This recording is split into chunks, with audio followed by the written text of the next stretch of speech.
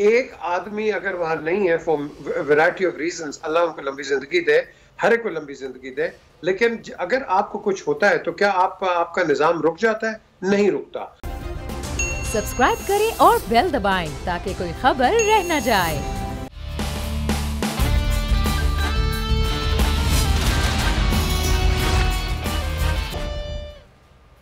अस्सलामुअलैकुम। The special report with Mudassar Iqbal के साथ हाजिर खिदमत है। नाज़रीन, साबिक वज़ीर आज़म मियाँ नवाज शरीफ साहब, जिनके हवाले से पहले ये दावे किए जा रहे थे कि शायद वो अब जल्द मुल्क वापस आ जाएंगे, लेकिन बहरहाल मियाँ नवाज शरीफ साहब वापस नहीं आ रहे। उनकी रिपोर्ट्स आ गई हैं जिनके बारे में पहले कहा गया कि उनकी मेडिकल रिपोर्ट्स बाकायदगी से जमा नहीं करवाई गई हैं, और अब जो रिपोर्ट्स आई हैं उन रिपोर्ट्स के हवाले से कहा गया है कि उन्हें क्योंकि दिल में तकलीफ़ है और वो खुली फ़िज़ा में सफ़र करें, यानी कि चहलकदमी करें। सफ़र को तो ममानियत है कि वो सफ़र ना करें, लेकिन साथ ही साथ ये कहा गया कि वो ज़हनी दबाव का शिकार है, और ख़ास तौर पर जब उनकी अहलिया कुलसूम नवाज साहिबा का इंतकाल हुआ उसके बाद वो शदीद ज़हनी दबाव का शिकार है। इस किस्म की कुछ रिपोर्ट्स हैं जो सामने आई हैं। इन रिपोर्ट्स के बाद मियाँ नवाज शरीफ साहब के हवाले से ये भी कहा गया कि उन्होंने वहाँ से लंदन से तकरीबन कोई 250 किलोमीटर सफ़र किया है, और जो उनके अपना कारोबार है वहाँ पर उन्होंने विज़िट किया अपने बेटों के साथ, अपने समती और साबिक वज़ीर ख़जाना इसहाक़ डार के साथ। तो इस बात पर बड़ा एतराज़ात उठ रहे हैं कि एक तरफ तो डॉक्टर्स उनको सफ़र से मना कर रहे हैं, दूसरी जानिब वो वहाँ पर ट्रैवल करते हुए भी नज़र आ रहे हैं। तो क्या वो वाकई बीमार हैं? और अगर वो वाकई बीमार हैं तो फिर उनका इलाज कब तक मुकम्मल होगा? क्या इस सारे अमल में है? अब मियाँ नवाज शरीफ साहब वापस नहीं आ रहे हैं, लेकिन बहरहाल अपोजिशन अपना एहतजाज, अपना लॉन्ग मार्च वो तैयारी कर रही है, और उस लॉन्ग मार्च और उस एहतजाज से हो सकता है कि मियाँ नवाज शरीफ साहब भी खिताब करें।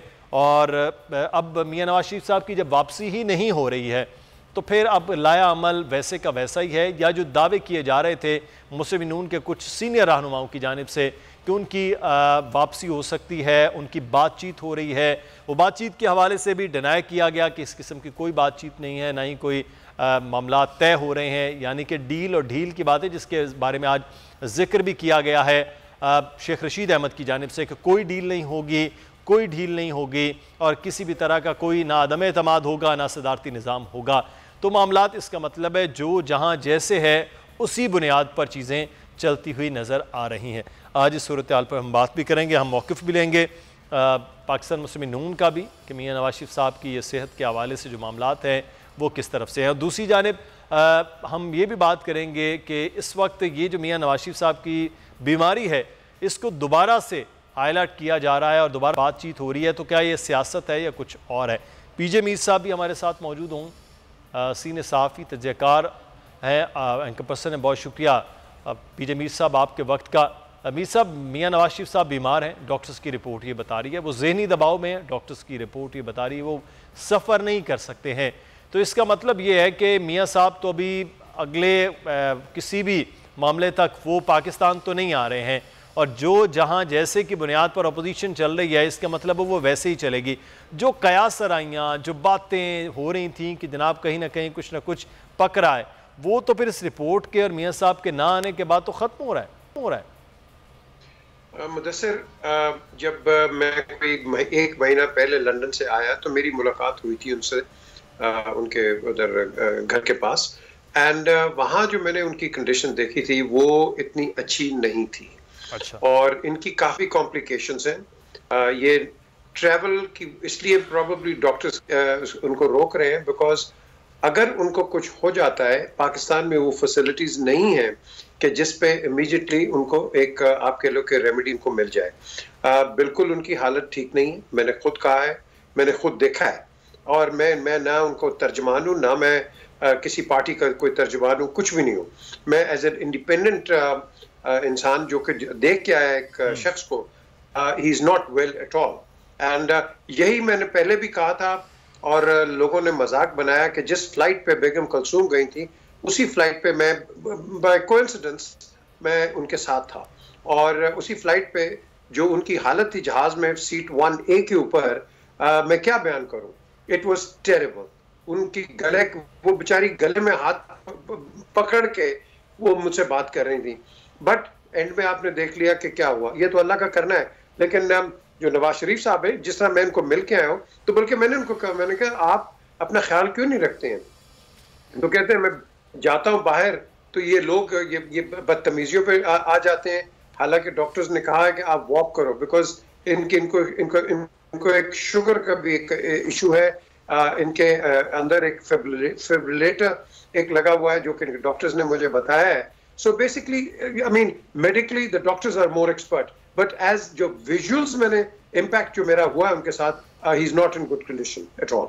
सही, तो इसका मतलब ये है कि मियाँ साहब की तो अभी सेहत क्योंकि इजाज़त नहीं दे रही है, डॉक्टर उनको इजाज़त नहीं दे रहे हैं, तो यहाँ अगर हम सियासी हवालों से बात करें तो फिर इसका मतलब ये है कि यहाँ जिस किस्म की PDM और जिस किस्म के मामला चल रहे हैं, तो अभी तो फिर जो जहाँ जैसे की बुनियाद पर चीज़ें चल रही हैं वो वैसे ही चलती नज़र आ रही हैं।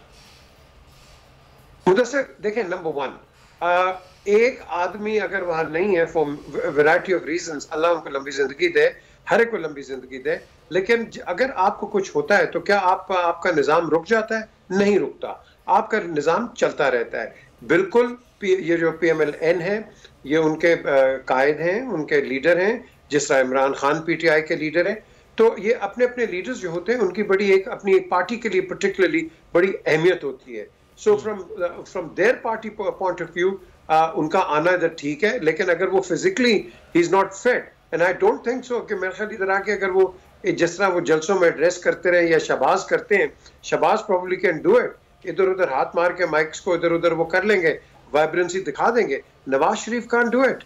आई डोंट थिंक उनमें वो कैपेसिटी है कि आके वो लोगों से उस तरह खिताब करें जिस तरह परहैप्स वो करते रहे। तो अब यहाँ सिचुएशन आती है, ऑपोजिशन क्या करे भाई? नंबर वन, ऑपोजिशन से पूछें तो आप बिल्कुल आए, आपका हक बनता है, दबा के आप एहतजाज करें, लेकिन आपके एहतजाज से जो एक आम आदमी के लिए, गरीब आदमी के लिए आप कर रहे हो मुदस्सिर, तो क्या कल पेट्रोल की कीमत कम हो जाएगी? क्या आटे की कीमत कम हो जाएगी? क्या एम्प्लॉयमेंट्स आ जाएंगी? क्या हर चीज नॉर्मल हो जाएगी? नो, इस तरह नहीं होगा। अगर आपने कोई प्रेशर डालना है, ठीक है, ये पब्लिक प्रेशर भी होता है, इमरान ने भी डाला था पब्लिक प्रेशर कंटेनर पे खड़े होके, बट इमरान ने गवर्नमेंट को टॉपल नहीं किया था कंटेनर के ऊपर से, प्रेशर डाला था। आप प्रेशर डालें गवर्नमेंट के ऊपर, लेकिन जो आपके गरीबों के मुतालबात हैं, गरीब कार्ड है हमारा पाकिस्तान के अंदर, बेस्ट चलता है, जहां मर्जी चला दो उस गरीब कार्ड को, कभी गवर्नमेंट चला देती है, कभी ऑपोजिशन चला देती है, ये गरीब बेचारा वो इधर से भी रोता है, उधर से भी रोता है। तो अगर आपने कोई गरीब के लिए करना है मुदस्सिर, आप असेंबलीज में बैठो, वहां दबा के एक दूसरे को, मैं समझता हूँ एक मशावरत के साथ, agree to disagree to agree to work for the people of the country, हम वो नहीं। लेकिन इसमें मीसा वो तो कह रहे हैं कि हम गरीबों के लिए, और पूरा मुल्क अब इस एहतजाज में शामिल होगा जो PDM बात कर रही है, तो क्या आप समझते हैं कि इस सूरत हाल में जो 23 मार्च को या मार्च में जो मार्च होने जा रहा है उसमें वो मॉब वो क्रिएट कर पाएंगे, वो लोग उस तरह से निकाल पाएगी PDM जो तस्वुर किया जा रहा है? आज आप खुद ही देख लें, महंगाई इतनी है, जो आपका डेली वेज अर्नर है, क्या वो अफोर्ड करके आएगा? चलें, अगर वो आता है, वो अपने आप को, जो डेली वेज वर्कर है, वो कैसे सरवाइव करेगा? क्या will he be paid by the PDM कि जी ये लो 500 रुपया लो, 1000 रुपया लो, तुम चलो साथ? No, I don't think so. वो टाइम्स अब ग्रेजुअली खत्म हो रहे हैं। ये अब लोगों को अब अकल आ गई है, ऑन बोथ द साइड्स, ये नहीं कि अपोजिशन सपोर्टर्स, गवर्नमेंट सपोर्टर्स की तरफ से भी, कि देखो इसमें हमने इवेंचुअली मारे जाना है। सो बेसिकली आपने एक मॉड्यूल बनाना है, जो कि मैं बार बार कहता हूं, खुदा के लिए जो आपकी असेंबलीज है, इसके अंदर दबा के आप करो, क्योंकि आप ये जो जमघटा लेके जाओगे, कितना ले जाओगे? 1 लाख? आपका तो एक MNA उसको 1.5 लाख वोट पड़ जाता है, तो आप 1 लाख 2 लाख लेके जाओगे, क्या करोगे?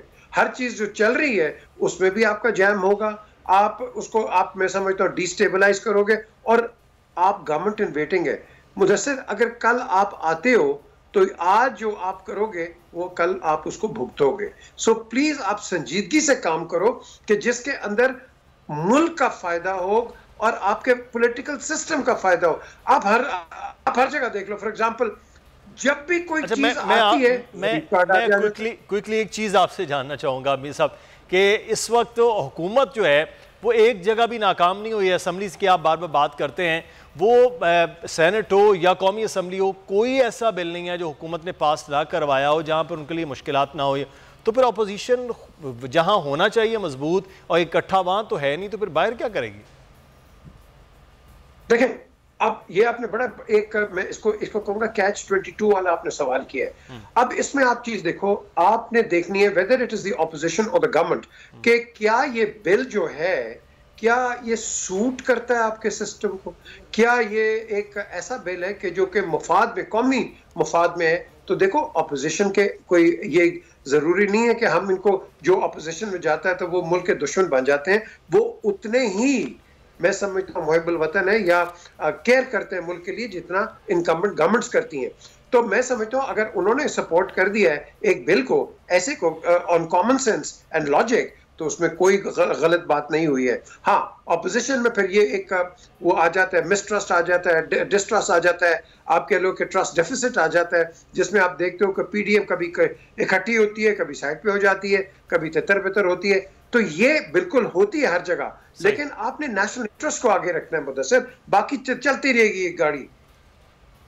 सही, बिल्कुल ठीक है। बहुत शुक्रिया। अब हमारे साथ मौजूद थे जनाब वज़ीर आज़म साबिक मियां नवाज शरीफ साहब की बीमारी के हवाले से भी, और अपोजिशन अगले आने वाले दिनों में क्या कर सकती है इस पर भी बात हो रही थी।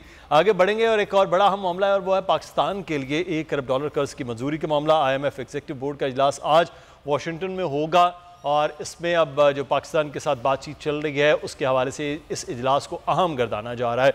दूसरा एक और ख़बर बड़ी एक अहम है जो हमारी नज़र से गुजरी, हम चाहेंगे उसकी तफसीलात थोड़ी सी ली जाए। वो है कि श्रीलंका पाकिस्तान से $20 करोड़ जो है वो कर्ज ले रहा है। तो फिर पाकिस्तान जो खुद कर्ज ले रहा होता है वो आगे कर्ज किस तरह से दे रहा था, ये बड़ा सवाल आज उठाया जा रहा है। हम इस पर भी बात करेंगे। हमारे साथ सलमान शाह साहब, साबिक वज़ीर ख़जाना, मौजूद हैं। बहुत शुक्रिया सलमान शाह साहब आपके वक्त का। सर, पहले तो ये IMF प्रोग्राम, उसकी ज़रूरत है और उसके बगैर मुमकिन नहीं था कि पाकिस्तान की मईशत के चलना, लेकिन बहरहाल अब इस प्रोग्राम के हो जाने से और उससे पहले जो हमने मिनी बजट की सूरत में या जो टैक्सेस की सूरत में चीज़ें लागू कर ली हैं, उसके बाद असल जो हदफ है अगले 6 माह में यानी कि बजट तक, वो कहाँ हम खड़े होंगे? कुछ स्टेबिलिटी हो पाएगी इकॉनमी में, और कुछ स्टेबिलिटी हो पाएगी जो फ्लक्चुएशन बहुत ज़्यादा हो रही है महंगाई की सूरत में उसमें? देखिए, एक बात तो क्लियर हो गई है कि जैसे ही आपका सेनेट ने अप्रूव किया है सारा प्रोग्राम, IMF प्रोग्राम को इंडोर्स नेशनल असेंबली ने भी किया है, सेनेट ने भी किया है, तो उसके साथ ही आपने देखा कि आपका एक सकूक जो है वो बड़ा पॉपुलर गया है इंटरनेशनल मार्केट्स में। $1 अरब आपको चाहिए था, $2.7 बिलियन की वहाँ पे बिड्स आई हैं, और पाकिस्तान ने ये एक बड़ा अच्छा किया है, जिसकी वजह से आपको इमीडिएटली $1 बिलियन मिल गया। इसके साथ साथ आप हमें ये नहीं भूलना चाहिए कि हमने हमारे बैरून मुल्क जितने भी कर्जे हैं तकरीबन $15 बिलियन जो हैं, $15 बिलियन वो रीफाइनेंस होने हैं हर साल। तो इसलिए ये इंटरनेशनल कैपिटल मार्केट्स की बहुत अशद जरूरत थी, और वो पॉसिबल इसलिए हुआ है कि क्योंकि हमने IMF की सारी चीजें जो हैं वो इंडोर्स भी हो गई हैं, और प्रोग्राम इंशाल्लाह आज या कल जब वो बोर्ड मीटिंग बैठेगी तो वो भी हो जाएगा। आज की अनसर्टेनिटी बहुत कम हो जाएगी। जो इस वक्त आप बात कर रहे हैं ना कि हर चीज जो है अनसर्टन है, वो अनसर्टेनिटी कम होगी। उस अनसर्टेनिटी की कमी की वजह से यहाँ पे इन्वेस्टमेंट ज्यादा आएगी, आपकी पोर्टफोलियो इन्वेस्टमेंट आएगी, आपकी स्टॉक मार्केट में इन्वेस्टमेंट आएगी, आपकी बिजनेसेस जो हैं उनको कॉन्फिडेंस मिल गया कि वो आगे और इन्वेस्ट कर सकते हैं। तो ये एक बड़ा बहुत इम्पोर्टेंट गेम चेंजर इन अ वे हुआ है, जिससे ये स्टेबिलिटी भी आएगी और ये भी आपकी इन्वेस्टमेंट फ्लोस जो हैं वो चल पड़ेंगी। और इस वक्त देखें, इसके साथ ही प्राइम मिनिस्टर की जो चाइना विजिट है उसमें भी बड़ी मेजर अंडरस्टैंडिंग्स होंगी, जिसके तहत चाइना का corporate sector, business to business deals में कई अरबों की इन्वेस्टमेंट पॉसिबल है, और हमारे स्पेशल जोन्स और टेक्नोलॉजी जोन्स जो है उनमें इन्वेस्टमेंट आनी शुरू होगी। सो आई थिंक कि पाकिस्तान की जो मुश्किल वक्त था पिछले 2-3 साल में, आपकी डिवैल्यूएशन और आपकी करंट अकाउंट डेफिसिट्स और मैक्रो इकोनॉमिक इम्बैलेंसेस, कर्जों की बोतात और एक किस्म की बैंकरप्ट इकॉनमी वो वापस अपने पाँव पे खड़ी हो रही है और आगे का जो डायरेक्शन है बहुत ज़्यादा पॉजिटिव डेवलपमेंट्स मुमकिन है। इन्वेस्टमेंट के पॉइंट ऑफ व्यू से हमारी इकॉनमी को तेजी से ग्रो करने का फॉर्मूला और वो आई थिंक अब इसके तमाम इंग्रेडिएंट्स जो हैं वो मौजूद हैं कि पाकिस्तान जो है इस साल अगर 5.5% ग्रोथ की है तो अगले 2 साल में हम तकरीबन 8% पे जा सकते हैं। सही। तो ये ग्रोथ का तो बहुत ज़्यादा एस्टिमेटेड जो है वो लग रहा है, लेकिन एक सादा सवाल है सलमान शाह साहब कि पिछले भी कुछ मराद कुछ सेक्टर्स को गवर्नमेंट ने दी, वो सेक्टर बहुत फ्लरिश किए है, उन्होंने बहुत पैसा भी बनाया, वो एक्सपोर्ट से रिलेटेड थे या लोकल थे।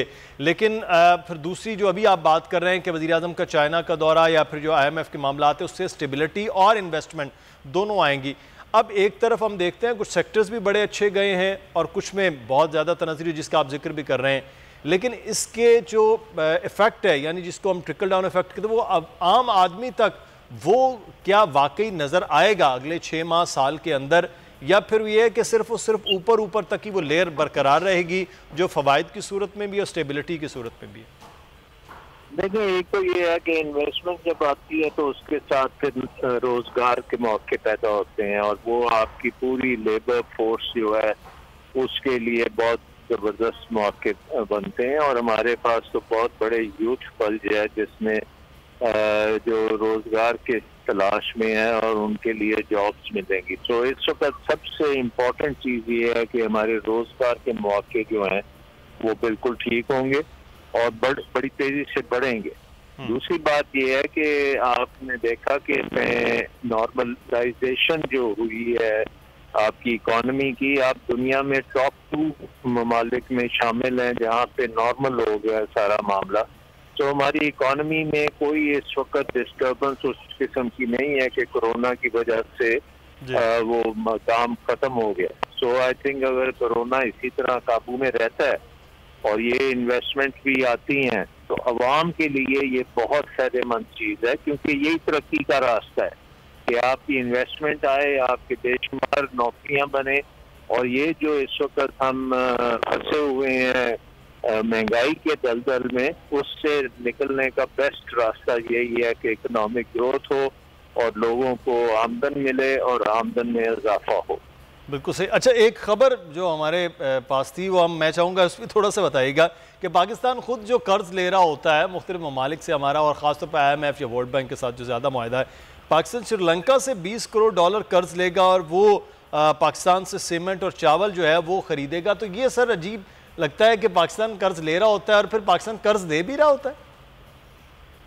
देखिए, ये भी बड़ी एक इम्पोर्टेंट चीज़ है, इसको सप्लायर्स क्रेडिट कहते हैं। मसलन अगर हमने कोई चीज़ बेचनी है तो हम ये कह रहे हैं कि आप हमारे से ये चीज़ खरीद लें और इसको डिफर्ड बेसिस के ऊपर आप इसकी पेमेंट कर दें। तो इन अ वे ये सप्लायर्स क्रेडिट है और पाकिस्तान सप्लायर्स क्रेडिट लेता भी है। और क्योंकि पाकिस्तान ने एक एक्सपोर्ट्स की तरफ जाना है तो एक्सपोर्ट करने के लिए ये अगर आपके पास होगा टूल जिसमें आप अपनी एक्सपोर्ट को बढ़ा सकते हैं और सप्लाई भी क्रेडिट दे सकते हैं, ये बड़ा फायदेमंद है। इसके लिए आप देखेंगे कि एक तो आपकी पैदावार में इजाफा होगा, दूसरा आपके रोजगार में इजाफा होगा। और तीसरी बात ये है कि श्रीलंका जो है ये हमारा दोस्त मुल्क है और श्रीलंका ने कभी डिफॉल्ट नहीं किया। तो वो सूनर और लेटर एन वक्त पे वो आपकी उसको डेट को वापस भी करेंगे।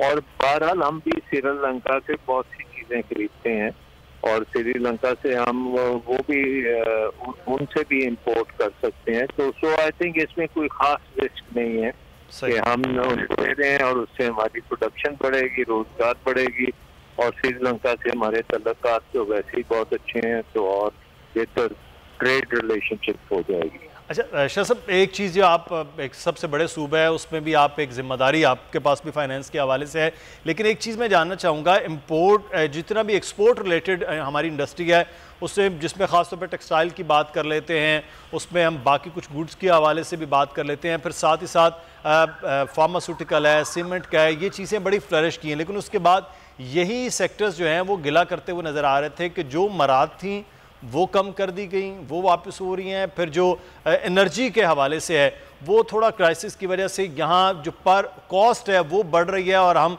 जो खित्ते के ममालिक उसके साथ मुकाबला नहीं कर पा रहे हैं। तो जहाँ हम तरक्की कर रहे थे जिस एक्सपोर्ट के हवाले से हम समझते हैं कि वो बरकरार रहना ज़रूरी है, उसके बारे में क्या प्लान हो रहा है? देखिए, इस वक्त हमें एक प्रेशर है क्योंकि दुनिया में तेल की कीमतें बहुत ज़्यादा बढ़ गई हैं और क्योंकि हम इंपोर्ट करते हैं तेल और उसी से ही बिजली बनाते हैं, उसी से ही हम अपनी ट्रांसपोर्ट करते हैं, तो वो प्रेशर में पाकिस्तान और दूसरे ममालिक भी इसी तरह प्रेशर में है। लेकिन अगर आपकी इंडस्ट्री का चलती रहे और आपकी प्रोडक्शन सेक्टर्स में कोई प्रॉब्लम ना हो तो ये जो महंगी इनपुट्स हैं इसको आप पास थ्रू करके एक्सपोर्ट आपको उसका फायदा मिल जाएगा और बाकी चीजों में भी आप इन्वेस्ट कर लेंगे। तो टेम्पररी प्रॉब्लम्स डेफिनेटली हैं, ये कॉस्ट पुश इन्फ्लेशन है और ये आगे चल के ये आहिस्ता आहिस्ता बेहतर हो जाएगी। बहुत शुक्रिया सलमान रजा, साबिक वज़ीर ख़ज़ाना मौजूद थे। और अब देख रहे हैं कि वज़ीर आज़म का ख़ास तौर पर जो दौरा है चीन है उसके असरात पाकिस्तान की माशी हालत पर क्या बदलते हैं। यहाँ पर हमें एक ब्रेक लेना है, ब्रेक के बाद वापस आएंगे, फिर मज़ीद बात करेंगे।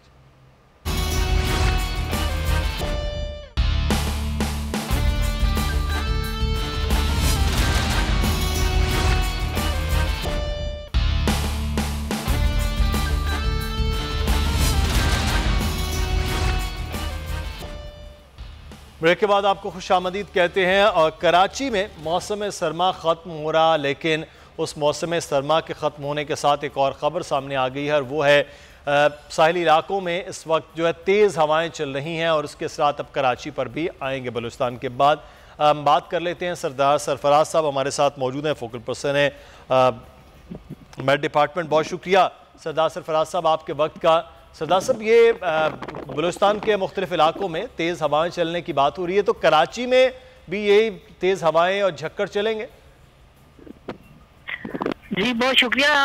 उतने तेज झक्कड़ यहाँ पर नहीं है, बलूचिस्तान की तरफ ज्यादा है, बलूचिस्तान के साहिली इलाकों और फिर ऊपर जो केच उनका केच और खारान डिस्ट्रिक्ट है वहाँ पर ज्यादा तेज हवाओं का है। यहाँ पर उतनी बहुत ज्यादा तेज नहीं होगी लेकिन तेज गश्त करेगी, यानी 20 से 25 नॉटिकल माइल रात में चल सकती है और कल सुबह तक है ये। और यहाँ कोई ऐसी खतरनाक सूरत हाल नहीं है, अलबत्ता मामूल से कुछ तेज है। अच्छा, तो ये जो मौसम है वो अब कदरे बेहतर हो रहा था, यानी कि बेहतर से मुराद ये है कि कदरे गर्मी हो रही थी, तो इन तेज़ हवाओं के बाद कोई हम ये कहें कि इन तेज़ हवाओं के साथ ठंडी हवाएं शामिल होंगी और दोबारा से मौसम जो है वो थोड़ा खुनकी हो जाएगी, ठंड हो जाएगी? जी, चूंकि ये डायरेक्शन इसकी नॉर्थ वेस्ट है, शुमाल मगरिब से है ना, तो वो बलूचिस्तान के जो शुमाली इलाके हैं उनकी तरफ से हवा इलाके हैं, तो ठंडी एक अगले 2 से 3 दिन थोड़ी बहुत खुनकी, इतनी कोई ज्यादा नहीं, लेकिन रात की खासकर हो जाएगी। आप कह लें कि रात की टेम्परेचर 12-13 डिग्री दोबारा आ सकता है, जो तो 16-17 चल रहा था, और इसी तरह दिन का 29-30 चल रहा था, तो वो 27-28 अगले 2 से 3 दिन का है। 6 फरवरी के बाद फिर तो मामूल की सूरत हाल होगी।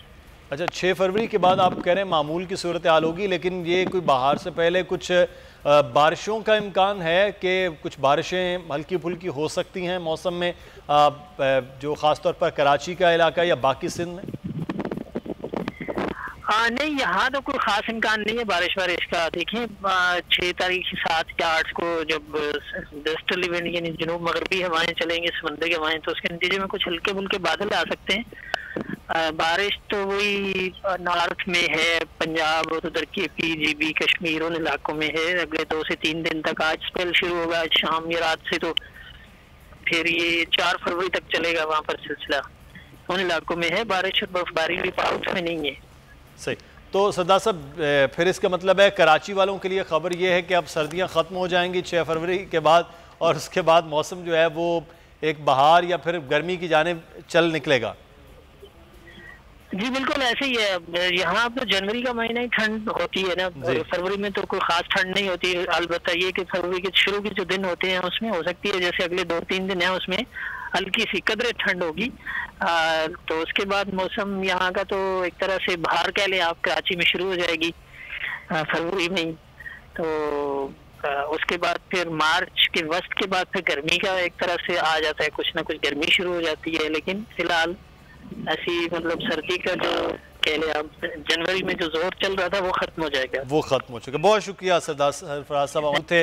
और अब कराची वाले अपने गर्म कपड़े जो हैं वो वापस रखने और अपने एसीओं को साफ़ करवा लें, क्योंकि अब कराची में 5-6 तारीख के बाद वो एक बहार का मौसम शुरू होने जा रहा है। हमारे यहाँ तो बहार भी शायद सर्दी में नहीं, थोड़ी सी गर्म बहार रहती है कराची में। आगे बढ़ेंगे, लेकिन एक जगह बहार नहीं है, वहाँ ख़ज़ा ही ख़ज़ा है, और वो है इस वक्त सनती एरियाज़, जहाँ पर गैस का बहरान चल रहा है शदीद। और एक जानिब तो कहा जा रहा है कि सर्दी की शिद्दत कम हो गई है, तो सर्दी की शिद्दत जब कम हो गई है तो गैस के बहरान भी ख़त्म होना चाहिए, लेकिन ऐसा नहीं हो रहा। कफ़ील अहमद हमारे नुमाइंदे हमारे साथ मौजूद हैं। कफ़ील, आज सनतकार परेशान थे, ख़ुद एहतजाज करते हुए आज वो ऑफिस पहुँच गए हैं सुई सदन गैस के, और एहतजाज बाकायदा तौर पर किया। क्या सूरत हाल है? देखिए, सिचुएशन ये है कि पहले उन्होंने 72 घंटे के आज ही जो है मुफ्ती गैस के हेड ऑफिस पहुंच गए, और सुबह 9 बजे पहुंच गए तमाम सनतकार और तमाम जो उनकी लेबर थी, और उनका मुतालबा यही था कि गैस की जो फराहमी है उस पर यकीनी बनाया जाए। हम 2 घंटे पहले जो है वो मरकजी गेट पे एहतजाज हुआ, उसके बाद जो है वो उनको अंदर बुलाया गया और जो MD सुई गैस से मुलाकात हुई, और फिर मीडिया से गुफ्तगू में उन्होंने ये फरमाया कि वज़ारत तवानाई की तरफ से जो हमें ऑर्डर्स हैं उसके मुताबिक हम काम करते हैं। इस वक्त 250 MSCFD गैस की कमी है। उन्होंने एक बात कही कि आइंदा 15 रोज के दौरान, क्योंकि जो है वो बलूचिस्तान के अंदर सर्दी की शिद्दत में कमी होगी, तो उसके बाद सूरत हाल में ग्रेजुअली बेहतरी होगी। तमाम जब वो एक बार फिर मीटिंग मुज़ाकरात का आगाज हुआ और मुज़ाकरात तकरीबन 1.5 घंटे जारी रहे, और फिर वो आए बाहर। उसके बाद जिनके डिप्टी MD थे सईद लाड़क साहब, वो मीडिया के सामने आए और उन्होंने कहा कि 1 से 2 रोज के अंदर जो है वो 40 से 1000 सनतों को फराहम की जाएगी। ताहम जो भरपूर गैस है वो आइंदा 10 से 12 रोज, या अगर आप कहेंगे 15 रोज के अंदर दस्तयाब होगी। ताहम जो जुबैर मोती वाला जो BMG ग्रुप के सरबराह, उनका यही कहना था कि अभी तक हम ताल जो है वो ठीक है। अच्छा, आप कफील रहिएगा, क्योंकि जुबैर मोतीवाला साहब इस वक्त हमारे साथ ही मौजूद हैं। बहुत शुक्रिया जुबैर साहब आपके वक्त का। आप एहतजाज किया जा रहा था सरकारों की जानिब से, अब सरकारों का काम एहतजाज नहीं है, वहाँ तो काम होना चाहिए आप लोगों का, लेकिन बहरहाल ये मुश्किल भी है पाकिस्तान में कि गैस नहीं मिल रही है, तवानाई का बहरान है, तो फिर आप एहतजाज के लिए निकलें। क्या यकीन दहानी आपको करवाई जा रही है, क्या बातचीत आपकी हुई है सर? देखिए, मैं तो बड़ा अजीब शशपंज में हूँ कि मैं क्या बात करूँ, क्योंकि एक तरफ वज़ीर आज़म की पॉलिसीज है कि इंडस्ट्रियलाइजेशन करें, एक्सपोर्ट बढ़ाएं, और उसके लिए उन्होंने काफी जो है ना हमारे को प्रोग्राम्स भी दिए, जैसे LTTF का लोन दिया, 1% के ऊपर लोन दिया, हमारे रिफंड्स बड़े क्विकली दे दिए। और दूसरी तरफ जब हम ये देखते हैं कि जो इनके जो मातहत जो वज़रा हैं, जो ब्यूरोक्रेसी है, वो शायद इनके इस विजन को कामयाब होना नहीं, देखना नहीं चाहती कि कामयाब हो। इसलिए कि अगर आप एनर्जी मशीनें इतनी आई हैं 450 अरब रुपए की, वो कैसी चलेंगी? उसको तो गैस चाहिए, बिजली चाहिए, तो ये कंप्लीट पैकेज नहीं है। अब ये जो काम कर रहे हैं कि कराची के साथ देखिए क्या सलूक हो रहा है, यानी कराची में शहर के 54% आपका जो एक्सपोर्ट करता है, 54%, पूरा पाकिस्तान मिलकर 46% करता है, कराची 54% करता है। हम रेवेन्यू के अंदर 68% जो है ना आपका पार्टिसिपेट करते हैं, 32% पूरे पाकिस्तान से आता है। अब अगर इस शहर को, अगर मैं कहीं उस जगह बैठा हूँ, मैं तो सबसे पहले शहर में आके बैठ जाऊँ। अभी तक एनर्जी मिनिस्टर जब से बने हैं हमारे पास कराची नहीं आए, वो नाम से मुलाकात। हम कहते हैं कि देखिए, हमारा जो हक बनता है वो आप हमें दे दें। सिंध की जो गैस है, अगर आप बलूचिस्तान के अंदर जो सर्दियां आती हैं, तो SNGPL और SNCC दोनों मिलकर उस कमी को पूरा करें ना। सिर्फ आप SSGC पे डाल दें जो 110 MMCF लेती है और 200 MMCF दी, मानना यहाँ की इंडस्ट्री बंद हो जाएगी ना जब आप उसको इस तरह से काम करेंगे। वही प्रॉब्लम हो रहा है। एक गैस 180 MMCF सिंध की गई है, वो हमें वापस कर दे, हमें कोई प्रॉब्लम ही नहीं गैस का। फिर आप ये तुर्रा देखें कि 150 MMCF गैस जो है वो आम दिनों में RLNG आती थी, आज उसको उन्होंने 35 MMCF कर दिया। यानी किसी तरह से भी इंडस्ट्री बंद हो जाए कराची की, और कराची के अंदर जो इस तरह का ह्यू एंड क्राई हो। और अब जब आज हमने अपीलें की 7 रोज तक अखबारों के अंदर, फिर इसके बाद हमने प्रेस कॉन्फ्रेंस की, फिर इसके बाद आपका देखिए हमने आज जो है ना वो न चाहते हुए, हमारा काम नहीं, हम पॉलिटिकल पार्टी, हम डरने वरने का काम नहीं कर सकते, लेकिन हमारे पास तो कोई चॉइस ही नहीं, सब बंद पड़ा हुआ है, तो हम आगे के खड़े हो गए। यदि आप हमारी मेहरबानी करें हम पर करें। और एमडी साहब नीचे आए और हम ऊपर जाके 1.5 घंटा हमने मीटिंग की। यार यही एश्योरेंस हुआ कि हम कोशिश करते हैं कि आपकी जो 100 की कमी है उसमें से 40-50 हम करें पूरा, और बाकी जो डिस्कनेक्शन कर रहे हैं जो मुझे 8 है उसके बाद हम जो है उसको रिकनेक्ट कर देंगे। ये हमारे को याद दहानी है। ये इससे मेरा नहीं ख्याल है कि कोई इस हफ्ते के अंदर, ये तो जब सर्दी कम हो जाएगी, क्वेटा में सर्दी कम हो जाएगी, क्वेटा का कंजम्पशन बढ़ेगा तो कराची को मिलेगा। इनका प्रोग्राम है, उसमें कोई किसी किस्म का कोई चेंज नहीं। वो तो ऑटोमेटिकली होगा सर, मौसम बेहतर होगा तो आपकी गैस बहाल हो जाएगी। हुकूमत की जानिब से जो प्लान होना चाहिए था वो शायद पिछली गर्मियों में प्लान होना चाहिए था, जून जुलाई के बाद से, कि आगे जाकर नवंबर दिसंबर जनवरी। पिछले साल उन्होंने हमारे साथ ये प्रोग्राम किया और उन्होंने कहा था कि आपको RLNG लेनी पड़ेगी, तो हमने उनके साथ बैठ के मुज़ाकरात किए। 144 रुपए हमने गैस के रेट बढ़ा दिए और हमको जो है विंटर के अंदर RLNG हमने तो जो डोमेस्टिक को सप्लाई करते थे उसके भी पार्टिसिपेट किया, कमर्शियल को भी किया, फर्टिलाइजर को भी हमने जो है उसके अंदर पार्टिसिपेट किया और हमने वो पैसे दिए कि भाई आप हमारी इंडस्ट्री बंद नहीं करना। इस दफा उन्होंने वो भी हमें ऑफर भी नहीं की और हमारी इंडस्ट्री भी नहीं दी, कोई तैयारी भी नहीं की। तो जो है ये तो बिल्कुल देखिए जो पोजीशन है वहाँ ये ऐसी है कि आपको सारों को पता है, आप सारों ने विजिट की है सारी फैक्ट्रियाँ, आपको ये बताना चाहिए कि फैक्ट्रियाँ बंद पड़ी है, उसकी फोटो बोल रहे बंद है, तो ये जो है ये इसको जो है देखना चाहिए। अच्छा जुबैर साहब, एक चीज़ बड़ा इंपॉर्टेंट है और वो है एक्सपोर्ट के हवाले से। एक्सपोर्ट में बहुत बेहतरी हुई थी, जैसे आप खुद भी बता रहे हैं कि वज़ीर आज़म ने जो ऐलानात किए एक्सपोर्ट इंडस्ट्री के लिए, सनतों के लिए बेहतरी हुई। अब मामला ये है कि जब ये माल तैयार नहीं होगा, टाइम पर नहीं होगा, और अगर करते भी हैं तो आप ऑल्टरनेट एनर्जी की जानिब जाते हैं तो वो कॉस्ट ही बढ़ जाती है, तो उससे तो फिर इफेक्ट नहीं होगा आपके ये वाले ऑर्डर, फिर अगले आने वाले ऑर्डर्स के हवाले से। तो ये 6 माह तो बड़े शदीद किस्म के, वो कहते हैं ना कि एक लफ्ज़ जो आपके इस्तेमाल होता है मंदे के, वो चले जाएंगे फिर तो। बिल्कुल आपकी बात मतलब 100% सही है, कान एग्री मोर। लेकिन बात ये है कि ये अगर ये गैस के रेट्स को हमने उनसे कहा तो कह दिया पाकिस्तान सबसे सस्ती है, उसने कहा बांग्लादेश को चेक कर लो भाई, हम आपको बिल मंगा के दे देते हैं, बांग्लादेश चीपर देना। और हमको गवर्नमेंट क्या कहती है, हमको गवर्नमेंट ये कहती है कि बांग्लादेश को देखो वहाँ कुछ भी नहीं होता, वो $4 बिलियन की एक्सपोर्ट कर दी महीने में, 1 महीने में, तो अभी $38 बिलियन की एक्सपोर्ट हो जाएगी। अगले साल उनका टारगेट $50 बिलियन का है। तो वहां मैंने बोला उनकी पॉलिसीज देखें, कंसिस्टेंसी देखें, इंडस्ट्री की इंपॉर्टेंस देखें, ये सारी चीजें अगर आप वहां देखें, मैं खुद जाके वहां देख के आया हूँ कि अगर वहां आपको पता है एक्सपोर्टर की जो नंबर प्लेट है ना गाड़ी की, वो भी डिफरेंट कलर की पीछे होती है और पुलिस को ऑर्डर होता है कि ये जो ना एक्सपोर्टर इसको नहीं छेड़ना। और जब दोनों पार्टियां मुजाहरा कर रही होती है तो उनकी एक साइलेंट अंडरस्टैंडिंग है पॉलिटिकल कि जब ये कंटेनर निकलेगा जो कि पोर्ट पे जा रहा है, उसको दोनों पार्टियां दूर हो जाएंगी, एक दूसरे से झगड़ा खत्म, कंटेनर को पास करेंगे फिर जाएंगे। और कोई भी हड़ताल जो है वो सुबह 7 से 9 नहीं होगी, शाम को 7 से 9 नहीं होगी, इसलिए कि एक्सपोर्ट की जो इंडस्ट्रियां हैं उसके मजदूर आते हैं। ये एटीट्यूड है सर। तो आप मुझे बताएं हम हमारी क्या, फिर भी हमने $2 बिलियन कंसिस्टेंसी के साथ अल्हम्दुलिल्लाह एक्सपोर्ट हो रहा है और अल्लाह को हुक्म इंशाल्लाह 28 से हो जाएगा और अगले साल जो है ना अगर IT को मिला लेंगे तो हम $38 बिलियन के ऊपर पहुंचेंगे। लेकिन अगर गैस की सूरत हाल ये रही, अंदर खातरफा कमी हो सकती है। बिल्कुल, ये इस जानिब होनी चाहिए थी तवज्जो, लेकिन बहरहाल ये पिछले 3-4 माह से हम भी बात कर रहे थे कि इस पर तवज्जो पहले नहीं दी गई और इसकी तैयारी नहीं की गई, जिसका खमियाजा अब भुगता भी जा रहा है। बहुत शुक्रिया, ज़ुबैर मोतीवाल साथ मौजूद थे, कफ़ील अहमद हमारे नुमाइंदे भी हमारे साथ थे। आप दोनों अहबाब को शुक्रिया अदा करते आगे बढ़ेंगे। एक और बड़ा अहम मामला है कराची में, वो सिर्फ एक केस नहीं है, उस केस के पीछे पूरी एक लड़ी है, उसे कहते हैं दुआ मंगी केस, जिसमें मुलजिम जो है वो फ़रार हो गए और आज तक आज़ाद हैं। लेकिन मुलजिम के फ़रार होना मामला नहीं, ख़बर यह है कि मुलजिम को अदालत से वापसी पर बाकायदा शॉपिंग करवाई गई तारिक रोड के एक मॉल से और प्राइवेट गाड़ी में ले जाया गया और उसके बाद वो वहाँ से शॉपिंग करके आराम से टहलते हुए वो मुलजिम जो हैं वो फ़रार हो गए। इससे पहले भी ये ख़बरें हैं कि मुतअद्दिद मुलजिमान को घर वालों से मुलाकात के लिए उनके घर ले जाया जा रहा होता है, वो मुख्तलिफ शॉपिंग हॉल में उनको हर तरह की फैसिलिटीज़ वो मुहैया होती हैं जो शायद दुनिया के किसी भी मुलजिमान को किसी और खित्ते में नहीं होंगी। ये कहा जाता है कि हमारी जेलों के हालात अच्छे नहीं, हमारी जेलों के हालात तो अच्छे हैं नहीं, लेकिन जेल के अमले के हालात इसलिए अच्छे हो जाते हैं कि कोई तगड़ा मुलजिम आ जाए तो उनके हालात अच्छे कर दिए जाते हैं। शुएब बनी, डेप्यूटी ब्यूरो चीफ कराची हमारे साथ मौजूद हैं। शुएब, तो अगर बंदे के पास पैसे हैं, अच्छा है, तगड़ा है, तो फिर उसके लिए जेल तो कुछ भी नहीं है। वो शॉपिंग भी कर सकता है, घर वालों से भी मिल सकता है, वो सुकून से अपने जेल के दिन काट सकता है।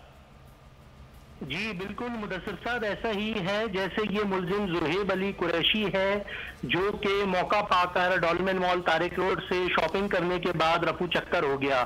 इसको जो शॉपिंग के लिए पुलिस एहलकार लेकर गए थे वो हेड कांस्टेबल मोहम्मद नवीद और हबीब जफर, जो यूजुअली इसको पहले भी लेकर जाते थे जब ये अदालत से पेशी के लिए, जेल से अदालत जाता था पेशी के लिए। और ये कोई मामूली छोटी अदालत का मुलजिम नहीं था, ये एंटी टेररिस्ट कोर्ट का मुलजिम है जो सेंट्रल जेल में अपना ट्रायल था।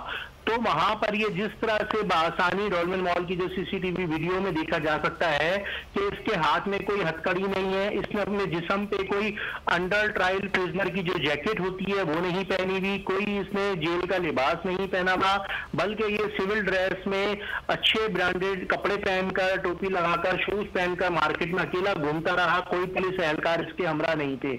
पता ये चला कि कोई पुलिस मोबाइल या प्रिजनर्स वैन भी इसको लेकर नहीं आई थी और ये तमाम काम सिर्फ रिश्वत के एवज बाला बारो बार हो रहा था कि ये पेशी पे गया, शॉपिंग की और वहीं से ये बैठकर फरार हो गया। अब जो गफलत बरतने में या रिश्वत खाकर जिन्होंने इसको सहूलतकारी दी वो दोनों पुलिस एहलकार तो गिरफ्तार है और 3 फरवरी तक उनके रिमांड में, जिस्मानी रिमांड में अदालत ने तौसीह की हुई है। लेकिन अब इस केस में मजीद कुछ पुलिस ने आज भी छापे मारे हैं, जुड़ी है और मजीद कुछ 5 अफराद को हिरासत में लिया है कि उनसे इन्वेस्टिगेशन की जा रही है कि आखिर ये फरार होकर कहाँ गया है। लेकिन इंकशाफ ये नहीं है, मजीद इंकशाफात ये हैं कि जेल पुलिस के हवाले से जेल जरा ये बताते हैं कि कोर्ट पुलिस का ये वतीरा बन चुका है कि वो लोगों को जब पेशी पे लेकर जाते हैं तो उसके बाद उनकी फैमिली से मिलवाने उनके घर ले जाते हैं, शॉपिंग करवाने ले जाते हैं और इसके एवज भारी मुआवजा लेते हैं। एक पेशी के एवज 50-50 हजार, 1-1 लाख रुपए लिए जाते हैं। सिर्फ इस केस में भी जो टैक्सी ऑनलाइन यूज हो रही है सिर्फ उसको ही 2000 रुपए दे, तुम ये काम करोगे और इस तरह से होगे। उस टैक्सी ड्राइवर को भी पुलिस ने पकड़ा हुआ है और उससे भी इन्वेस्टिगेशन की जा रही है और इस चीज की तहरीरी शिकायतें भी कराची पुलिस के पास मौजूद हैं कि इस तरह अच्छा, तो क्या कार्रवाई की? हमें तो ये भी बताया जा रहा था कि आईजी प्रिजनर्स तक भी ये बताया गया है, फिर जेल पुलिस, कोर्ट पुलिस और फिर जो थाना पुलिस है, इन तीनों को इल्म में भी है, तो फिर ये चीज़ें कम क्यों नहीं हो रही, ख़त्म क्यों नहीं हो रही कि लोग मिल भी रहे हैं, अपने घरों में भी जा रहे हैं, मुलाकातें भी कर रहे हैं, शॉपिंगें भी कर रहे हैं, दावतें भी उड़ा रहे हैं?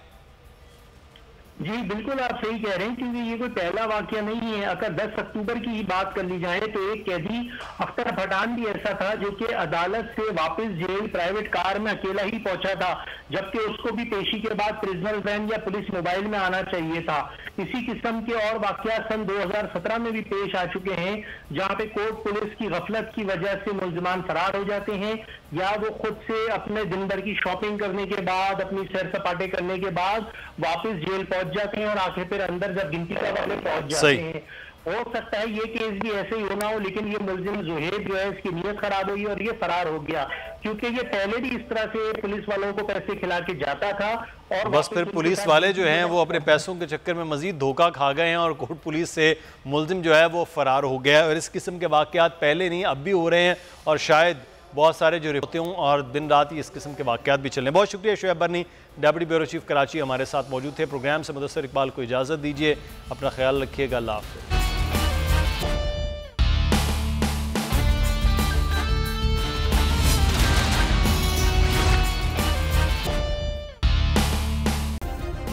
सब्सक्राइब करें और बेल दबाएं ताकि कोई खबर रह न जाए।